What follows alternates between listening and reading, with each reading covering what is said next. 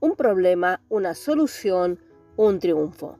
Siguiendo con estos maravillosos temas de cortos esenciales que van completando temas doctrinales con clara comprensión, seguimos con esta maravillosa serie de un problema, una solución y un triunfo, escrito ya por el año 1900 aproximadamente por su autor y que ahora tenemos el placer de compartir en su versión podcast para poner sobre la mesa este exquisito alimento para una generación que tal vez ni siquiera hubo oído de este maravilloso tema, recordando que el cielo y la tierra pasará, pero la palabra de Dios permanece para siempre.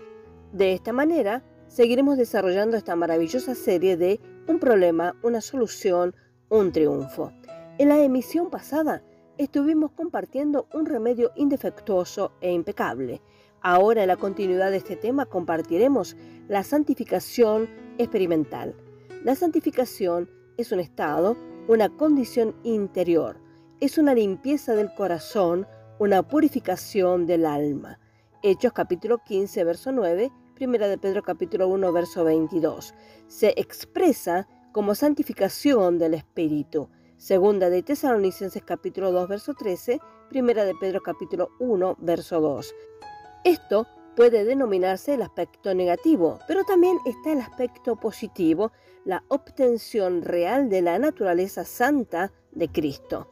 Este está indicado por declaraciones tales como estas: nacido de Dios, nacido de nuevo, no de simiente corruptible, sino de incorruptible, renovación por el Espíritu Santo, participación de la naturaleza divina, el nuevo hombre que después de Dios es creado en justicia y verdadera santidad, participantes de Cristo, participantes de su santidad. ¿Objetas alguna de estas citas porque se refieren a la regeneración, al nuevo nacimiento? ¿Qué es el nuevo nacimiento sino participar de la naturaleza santa de Cristo? Lo santo que nacerá de ti será llamado Hijo de Dios, se le dijo a María acerca de Jesús en Lucas capítulo 1, verso 35. Esa cosa santa que es engendrada en nosotros nos constituye hijos de Dios. Primera de Juan capítulo 3, verso 2. Todo esto se debe a que Cristo Jesús nos ha sido hecho santificación. Primera de Corintios capítulo 1, verso 30. Este es el significado de la santificación. La justificación es un cambio de relación y se nos imputa cuando creemos en Jesús. Pero la santificación es un cambio de estado o naturaleza y no solo es imputado, sino también impartido a nosotros cuando creemos en Jesús. Un acto de fe nos trae ambos cambios al mismo tiempo. Decir que uno está justificado y tiene pecado en el nuevo hombre es ilógico y antibíblico. Las escrituras, que se citan a menudo para probar tal teoría, son simplemente arrancadas de su conexión o significado real. No hay una línea para apoyarlo. Por otro lado, la palabra enseña claramente que el perdón y la pureza son simultáneos. Por ejemplo, si tú crees en tu corazón, porque con el corazón se cree para justicia, Romanos capítulo 10, versos 9 y 10, ¿puede un corazón así ser inmundo o pecaminoso? ¿Es posible que haya lugar o necesidad de una experiencia adicional para santificar ese corazón? ¿Cómo se purifica el corazón? El apóstol Pedro declaró que los gentiles purificaron sus corazones por la fe, evidentemente cuando oyeron y creyeron el evangelio que predicaba, y de esa fe Dios, que conoce los corazones, les dio testimonio dándoles el Espíritu Santo, así como lo hizo a nosotros los apóstoles. Hechos capítulo 15, versos 7 al 9. Además, en 1 de Pedro capítulo 1, versos 22 y 23, leemos: habéis purificado vuestras almas en la obediencia a la verdad por medio del Espíritu, siendo nacidos de nuevo. Dos hechos relacionados entre sí sin la más mínima insinuación de tiempo entre ellos. Esto es luego el tiempo de la santificación. Veremos un grave error corregido.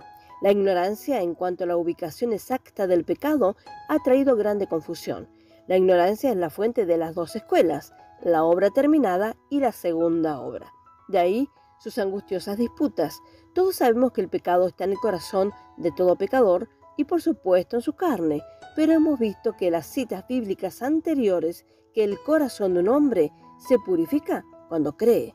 Sin embargo, toda persona salva experimenta tarde o temprano una esclavitud del pecado. puede que no sepa en qué parte de su ser se encuentra. La gente de santidad ha enseñado que está en el corazón, pero vemos que eso no puede ser. Algunos toman la posición de una expulsión absoluta del pecado para que no haya pecado en un creyente. Pero esto también es contrario a la experiencia y a la Escritura, como nos ha mostrado ya Romanos capítulo 7. La carne, nuestro cuerpo mortal, nuestros miembros, es el lugar exacto del pecado que nos esclaviza y nos causa problemas después de que somos salvos y tenemos la unción con el Espíritu. Nuevamente declaramos que la respuesta es pecado en la carne. Romanos capítulo 8, verso 3. ¿No hay liberación del pecado en la carne? Sí, de verdad. Lo hay, alabado sea Dios. Vimos que Dios condenó al pecado en la carne, que morimos con Cristo, que nuestro viejo hombre fue crucificado con Él para que ya no estemos sujetos al pecado. Ahora, al creer estos hechos, es decir, consideramos muerto al pecado por medio de Cristo y vivos para Dios por medio de Cristo, mantendremos hacia nuestra carne mortal y el pecado la misma actitud que Dios mostró por medio de la crucifixión de su Hijo. A medida que nos rendimos a Dios, el Espíritu Santo nos hace libres de su dominio, libres de sus garras, libres de su contaminación, libres de su poder. Es el proceso de santificación.